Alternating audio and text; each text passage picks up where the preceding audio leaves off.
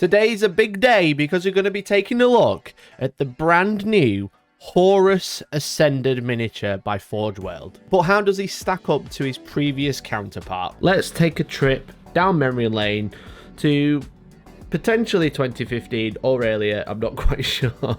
We have the original Horus the Warmaster.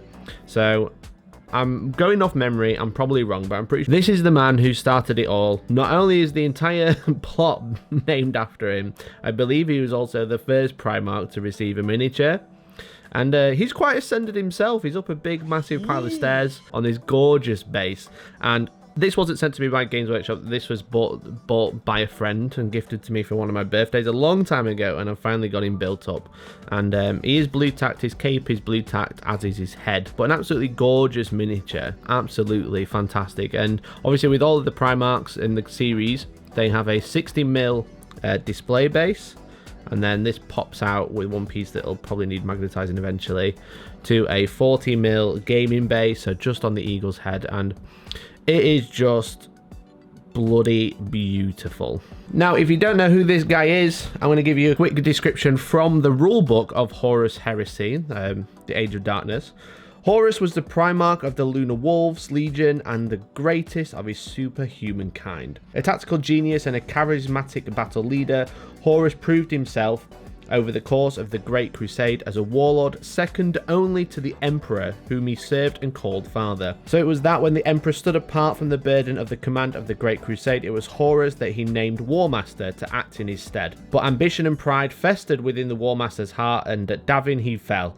And the lies and corruption of the warp infected his soul, and from then on he plotted with dark forces to usurp the Emperor's throne and become the master of mankind, throwing the galaxy into a bloody civil war.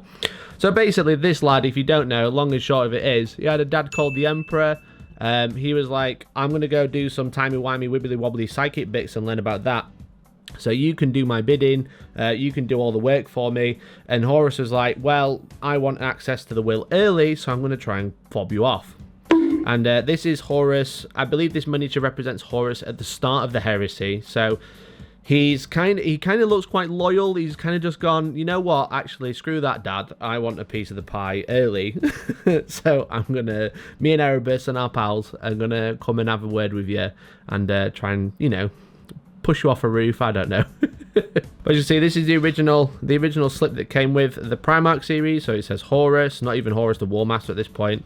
And then the very, very minimal instructions you got for putting Horus together. But now it's time to take a look at the big man himself. Horus the Ascended. As you can see, quite a lot larger, quite much more imposing than the original.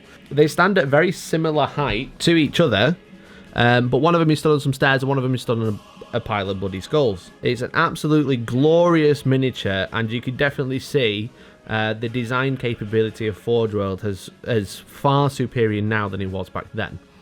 So let's put this one to one side, sorry lad, and let's take a look a little bit closer at Horus the Ascended. So this is blue tacked as well. I've blue tacked the head in. His arms are pinned, so they're not actually glued in. So if they do look like they're falling out, it's not because I've built it badly. It's just because I've not fully put it together yet because time and painting.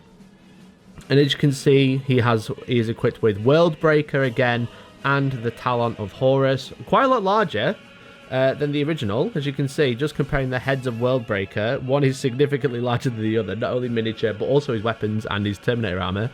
And he is on this gigantic scenic base, and it is very cool, very, very, very nice. I will say the resin is much more superior. It feels like a different resin that they're using now. It feels way less brittle and feels a bit more like, has like more plastic properties than the original one did.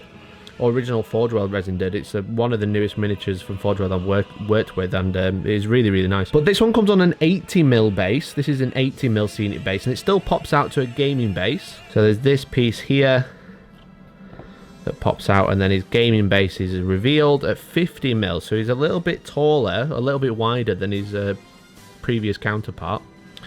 So move that to one side.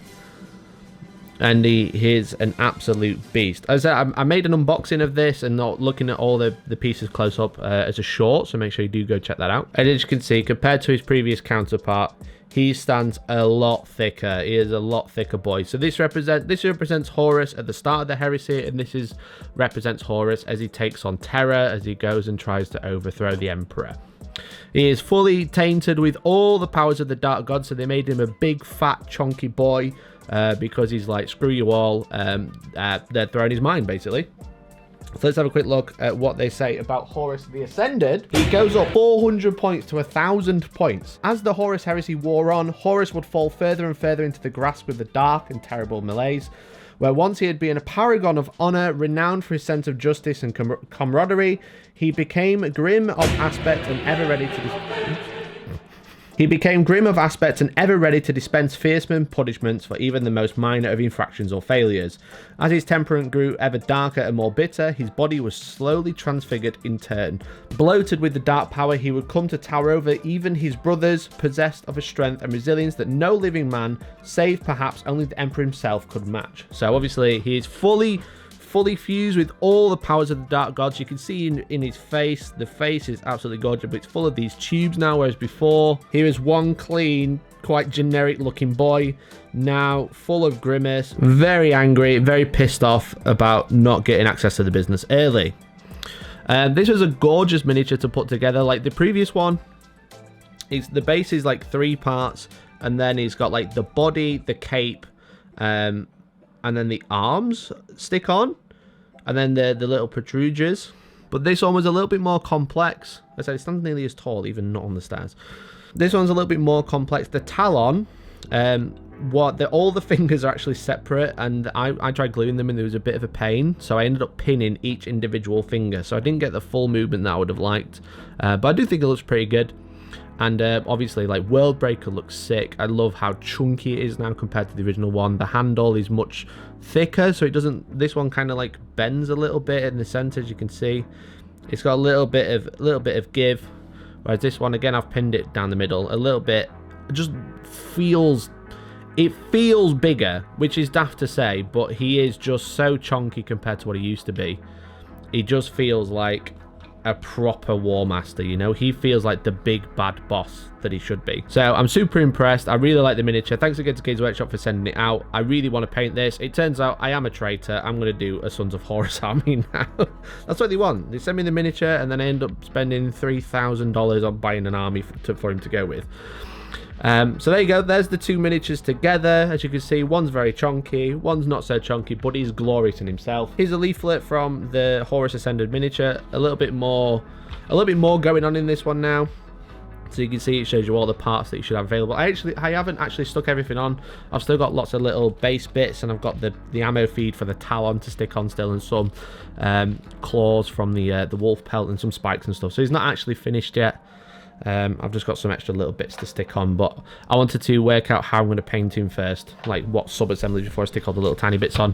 But you can see all the little tiny bits are on there, and it shows you which parts you're actually supposed to be putting together, and it gives you step-by-step guides. So the guides are a lot more in-depth than they used to be, but it's just kind of like, here's the model, make sure you put the banister on right, whereas this one's a bit more like, here's every step-by-step, also don't glue this because you're supposed to pop it out. And then there you go, there's Horus the Warmaster, Horus the Ascended, and yeah, super cool miniature. I hope you enjoyed it. I know it was only a quick one just to show it off, but I figured you might be interested. So thanks for watching, and catch you next time. Bye!